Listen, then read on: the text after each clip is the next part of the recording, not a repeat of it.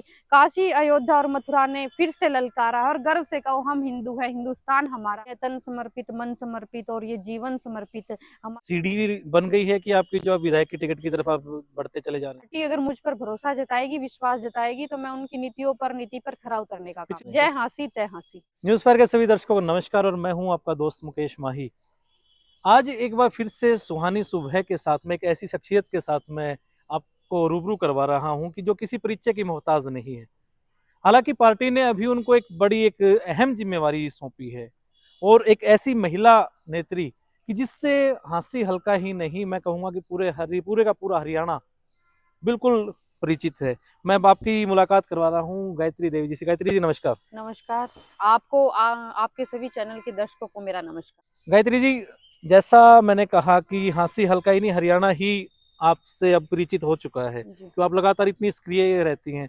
कभी आप कोई आप कार्य कर रही हैं, कभी आप कोई सम्मेलन कर रही हैं। तो मेरी इस बात से आप सहमत हैं कि पूरा हरियाणा अब आपको गायत्री देवी को जानता है? देखिए, आपकी बात से मैं सहमत हूँ और सबसे बड़ी चीज़ ये है कि जो जनता है और जब उनका प्यार प्रेम आपके साथ होता है तो आप निश्चय ही कुछ ना कुछ ज़रूर हासिल करते हैं। और मुझे पूरा विश्वास है कि जो जनता है, महिला है, युवा वर्ग है, भाई बहन, सब मुझे इतना प्यार प्रेम दे रहे हैं, तो आप सबके सहयोग से एक दिन ज़रूर कुछ अच्छा जी, करेंगे। वैसे तो सभी लोग जानते हैं कि गायत्री देवी पिछले कई सालों से पार्टी में सक्रिय हैं। जी। एक बार मैं आपके मुंह से मैं जानना चाहूंगा कि कितने सालों से आप लगातार पार्टी की सेवाएं कर रही हैं? देखिए, मैं फौजी की बेटी हूँ, एक बहुत ही मतलब मध्यम वर्गीय परिवार से आती हूँ। जन्म जन्म कहाँ, यहीं जन्म हांसी में ही? हांसी में ही मेरा जन्म हुआ जी। और हांसी के ही अपने स्कूल जो एसडी कन्या स्कूल है, एसडी कॉलेज है, यहाँ से मेरी शिक्षा हुई। उसके बाद में मैंने अपनी एमएससी गुरु जम्बेश्वर यूनिवर्सिटी से की और मैं बीए बीएड हूँ कुरुक्षेत्र विश्वविद्यालय से। तो एमएससी भी कर चुकी हैं आप? जी, बिल्कुल एमएससी भी जी। मेरी हो चुकी है। तो जो अपना परिवार है वो एक संस्कारों से और संस्कृति से ओत-प्रोत हमारा परिवार रहा है। पिताजी ने मेरी देश की सेवा सेवा की। मैं एक फौजी की बेटी हूँ, सूबेदार मेजर से मेरे पिताजी रिटायर थे, आज वो नहीं रहे। लेकिन हांसी की हर एक गली से मैं परिचित हूँ और चाहे मॉडल टाउन हो, हमारा ट्यूशन था, वहाँ पर ट्यूशन पढ़ने के लिए जाते थे। जी। मतलब हर व्यक्ति ये जानता है, मुझे जो लगता है कि गायत्री जो है एक बहुत ही मेहनत के साथ आज पार्टी ने जो मुझे ये दायित्व बख्शा है, इस पे पूरा खरा उतरने का काम करूँगी। मैं पार्टी में जिला महामंत्री महिला मोर्चा अखिल भारतीय विद्यार्थी परिषद से मैंने मेरी शुरुआत की। फिर उसके बाद मैं जिला अध्यक्ष महिला मोर्चा रही और मेन भाजपा में मैं जिला मंत्री रही और अनेकों योजनाओं की संयोजक भी रही। और जी। कन्या शक्ति क्रांति जो अपने बेटी बचाओ बेटी पढ़ाओ अभियान है, उसमें मैं 7 जिलों की हरियाणा प्रदेश की प्रभारी रही और युवा मोर्चे में प्रदेश उपाध्यक्ष युवा मोर्चा में रही। और आज कल 2-3 दिन पहले ही पार्टी ने मुझे प्रदेश महामंत्री महिला मोर्चा बनाया है।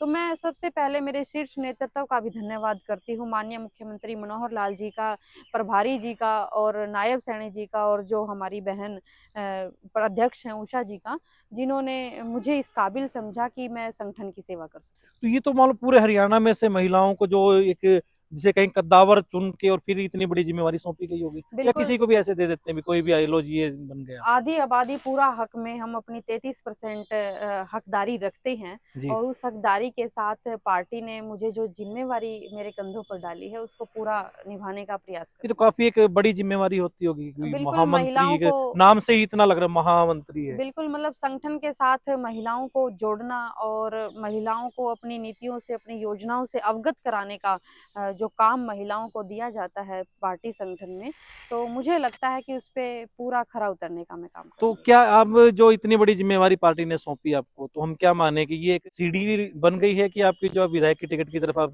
बढ़ते चले जा रहे हैं? ऐसा है कि आप कुछ भी मान सकते हैं, लेकिन मैं एक चीज़ मानती हूँ कि मैंने अपनी पार्टी के लिए हमेशा निष्पक्षता से, ईमानदारी से पार्टी तो नहीं बदली आपने कोई नहीं, ना? बिल्कुल मैं स्टार्टिंग से इस पार्टी में हूँ और मतलब पार्टी की सेवा कर रही हूँ और मुझे लगता है कि पार्टी जो हमें कुछ दे रही है, मतलब क्योंकि आप देखें, तन समर्पित, मन समर्पित और ये जीवन समर्पित हमारी पार्टी वो है जो कार्यकर्ताओं की देख रेख करती है। आपको मैं बताना चाहूंगी, मेरा कोई राजनीतिक बैकग्राउंड नहीं है।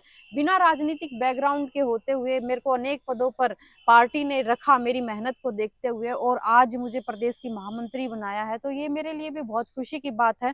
और जो मेरे साथ लोग जुड़े हुए हैं, कार्यकर्ता जो जुड़े हुए हैं, उनके लिए भी, पार्टी के लिए साथ भी जुड़े हुए हैं, उन लोगों के लिए भी बहुत खुशी की बात है, और जोड़ने का हम प्रयास करेंगे। मैं आपके जब शिवरात्रि में आपने जो गंगा जल का कार्यक्रम जी किया, उस टाइम भी आप गांव-गांव गए, लगभग हर एक शिवालय पे आपने गंगा जल चढ़ाया। जी, उसके बाद अब मैं कई बार देखता हूँ कि आप गांव-गांव जाके अब जनसंपर्क अभियान आपने चला रखा है। बिल्कुल मुझे अच्छा लगता है। हांसी मेरी जन्म भूमि है, हांसी मेरी कर्म भूमि है, और मैंने मुझे कई महिलाओं को तो यूँ देखा कि जैसे बेटी के सर पे हाथ रखते हैं, वैसे आपके सर पे हाथ रख के वो बिल्कुल बिल्कुल वो पूरा एक प्यार प्रेम मुझे आशीर्वाद दे रहे थे। पूरा प्यार प्रेम मुझे हांसी की और हरियाणा की जनता से मिलता है।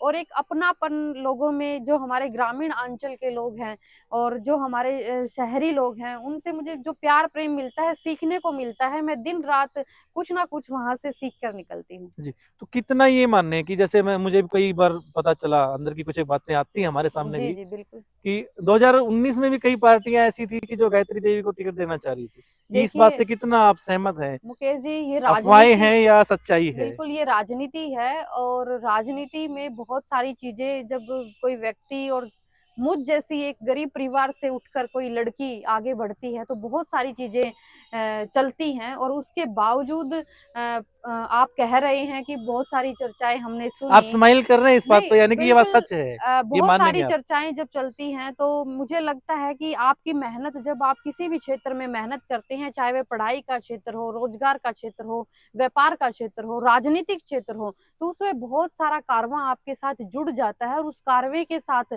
आपकी जो कदमों की गति है, वो निरंतर बनी रहती है।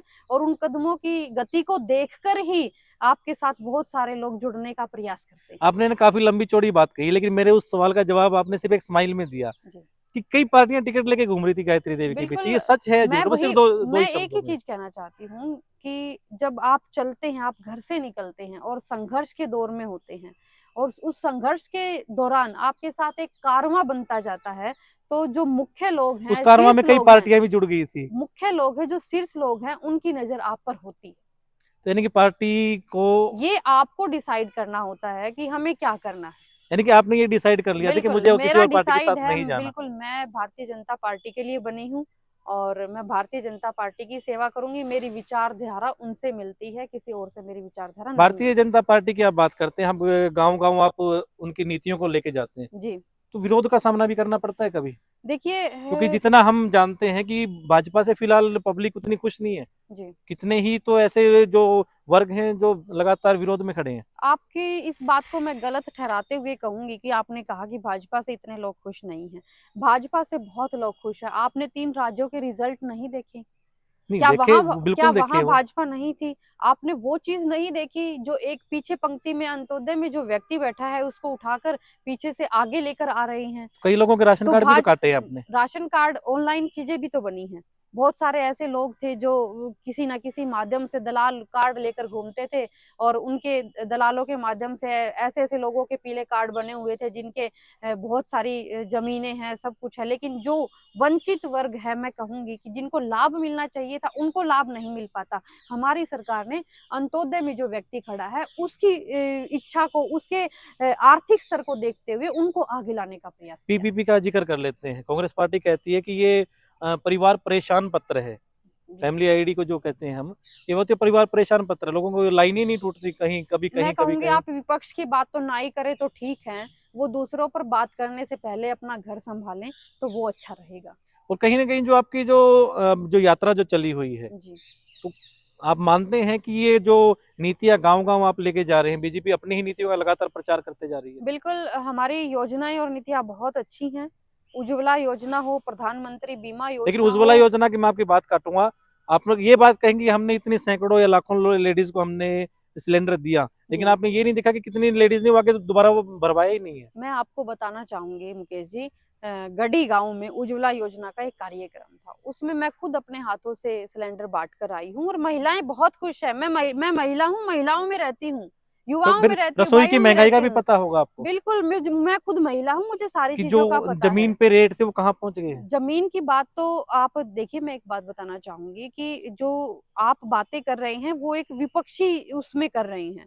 लेकिन धरातल पर मैं जाती हूँ, फील्ड में मैं रहती हूँ, मैंने देखा है, लोग बहुत खुश हैं और लोग कहते हैं कि हमारा व्यक्ति, हमारा बेटा, हमारी बेटी बिना पर्ची खर्ची के पहली बार हुआ है ऐसा कि इस सरकार में नौकरी लगी है।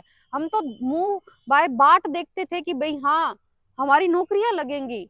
और लेकिन ये जो अपॉर्चुनिटी हमें मिली है, ये मनोहर सरकार में मिली है, वो सरकार जो सबका साथ और सबका विकास साथ लेकर चल रही है। तो हमें लगता है कि गाँव-गाँव में, गली में, मोहल्ले में सबका विकास हो रहा है। आप कौन-से दौर की बात कर रहे हैं? आप पिछले दौर की आप बात कर हाँसी की रही हैं, गलियां देख जहाँ लीजिए। नौकरियाँ बेच दी आप जाती हाँसी की थी। गलियां देख लीजिए ना। मैं हाँसी में रही हूँ, मैंने हमेशा हाँसी आप की तो गलियाँ श्यामचुमी का देखी रोड हैं। देखिए, कितने सालों कितने टाइम मैं पहले तो उगाड़ देखिए, के डाला था वो। धीरे-धीरे सारे काम हो जाते हैं। मैं आपको एक बात बताती हूँ कि किसी भी गड्ढे को भरने में समय लगता है और उसको अगर हम धीरे-धीरे अगर उसको मजबूत बना के भरेंगे, तो मुझे लगता है कि हम अपने कदमों को वहाँ जमाए कल रखेंगे। मुझे वहाँ के न कई दुकानदार मिले थे, उन्होंने कहा कि ये जो रोड था हमारा काफी टाइम पहले उखाड़ के डाला था। जी। उसके बाद में कई रोड ऐसे थे, कांग्रेस के एक नेता ने भी कहा कि जो ये सरकार है अच्छे खासे बने बनाए रोड को उखाड़ के दोबारा फिर उन्हीं को बना के अपना नाम चमका रही है। कांग्रेस के नेता अपने नेताओं से नहीं पूछते कि आप क्यों अलग-अलग गुट बनाकर उनकी घूम बारी रहे आएगी हैं। तो पूछेंगे ना, नहीं, सरकार नहीं, आएगी तो नहीं, मैं पूछेंगे वो। वही बात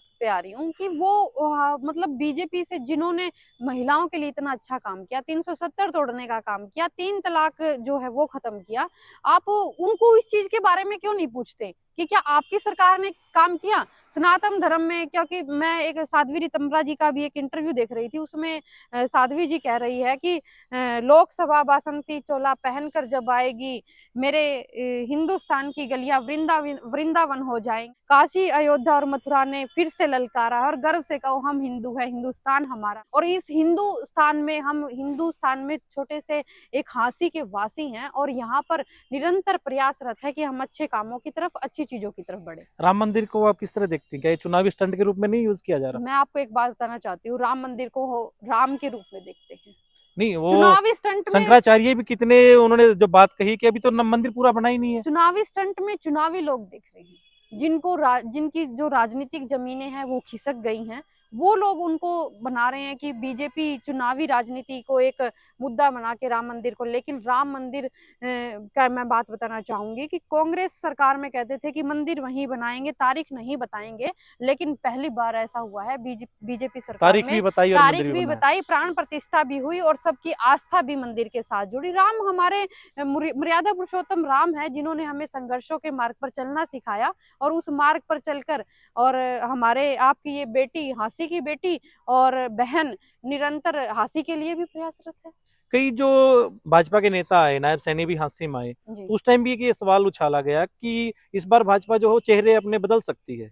देखिए, ये शीर्ष नेतृत्व का काम है और शीर्ष नेतृत्व को जो चीज़ें, बहुत सारी चीज़ें होती हैं, सर्वे होता है और बहुत सारी चीज़ें पार्टी में होती हैं, ये शीर्ष नेतृत्व का काम है, वो अपना काम गायत्री करें। देवी अपने आप को कितना तैयार मानती है टिकट के बिल्कुल, लिए? मैं संगठन के लिए 24 घंटे तत्पर हूँ। पार्टी अगर मुझ पर भरोसा जताएगी, विश्वास जताएगी, तो मैं उनकी नीति पर खरा उतरने का काम पिछली बार भी करूँगी। टैगलाइन जो थी जब आप सम्मेलन कर रहे थे, जी, उस टाइम भी आपकी एक टैगलाइन अलग से चली थी, जी। युवा सोच अटल इरादे। अटल इरादे। तो बिल्कुल, इस बार भी कुछ आप अलग से कुछ जय हाँसी तय हाँसी। जय भाजपा तय भाजपा से ले लिया आपने ये जी, बात? बिल्कुल, भाजपा की ही हूँ मैं, जी।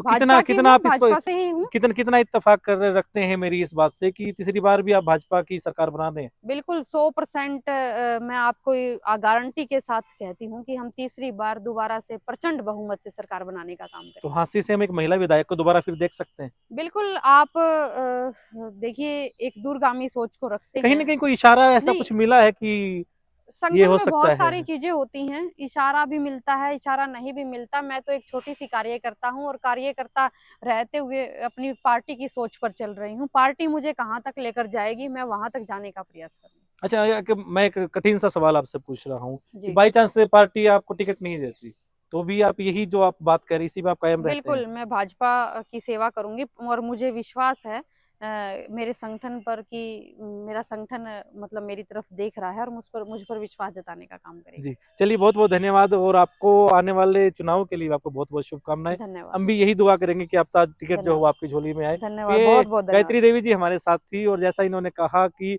पार्टी संगठन का काम है, जो मेहनत करने का जो इनका काम है।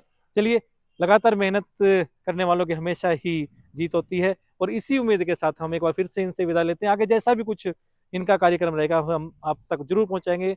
नमस्कार, जय हिंद, जय भारत। कमेंट ज़रूर बताएँ, क्या एक महिला विधायक को एक बार फिर से हास्य की बागडोर देनी चाहिए या नहीं देनी चाहिए? धन्यवाद, जय हिंद, जय भारत।